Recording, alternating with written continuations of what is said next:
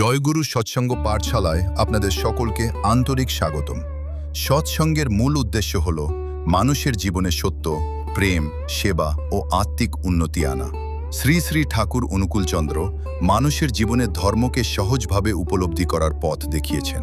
এই চ্যানেলে আমরা নিয়মিত শুনব সৎসঙ্গ গ্রন্থের পাঠ, আধ্যাত্মিক বাণী, জীবনকে সুন্দর ও শান্তিময় করার শিক্ষা। আপনারা যদি সৎসঙ্গের এই আধ্যাত্মিক পাঠ শুনতে চান তাহলে আমাদের চ্যানেলটি সাবস্ক্রাইব করুন। ভালো লাগলে লাইক এবং শেয়ার করতে ভুলবেন না। আসুন সবাই মিলে সৎসঙ্গের আলো ছড়িয়ে দিই। জয় গুরু। জয় গুরু।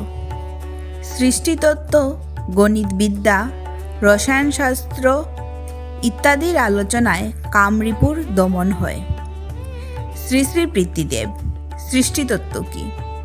সকলকে নিরুত্তর দেখে শ্রী শ্রী পিতৃদেব বললেন, এই যে আকাশ, মহাকাশ, সৌরমণ্ডল, হাজার হাজার সৌরজগৎ, কোটি কোটি নক্ষত্র, নীহারিকা, একটা ধূমকেতু কয়েকশো বছর পর পৃথিবীর কাছে ফিরে আসছে, এইসব ভাবতে গেলে খেই হারিয়ে ফেলি, কুল কিনারা পাই না।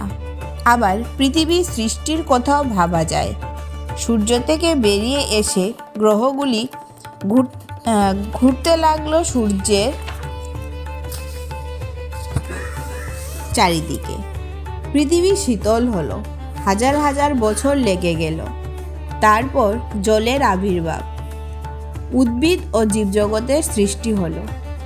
গণিতবিদ্যা ও রসায়নশাস্ত্রের চর্চায় কামরিপুর নিয়ন্ত্রণে থাকে। খ্রিস্টপ্রসঙ্গ তারিখ 23/11/75 ইংরেজি। শ্রী শ্রী বরদা সৃষ্টিতত্ত্ব কি? একটা মেয়ের উপর একটা ছেলে কিভাবে তাকাচ্ছে, কিভাবে এগিয়ে যাচ্ছে, সৃষ্টিতত্ত্ব বাপ মাই ছেলে মেয়েকে শেখাচ্ছে কিভাবে জীব মানুষ সৃষ্টি হয়েছে।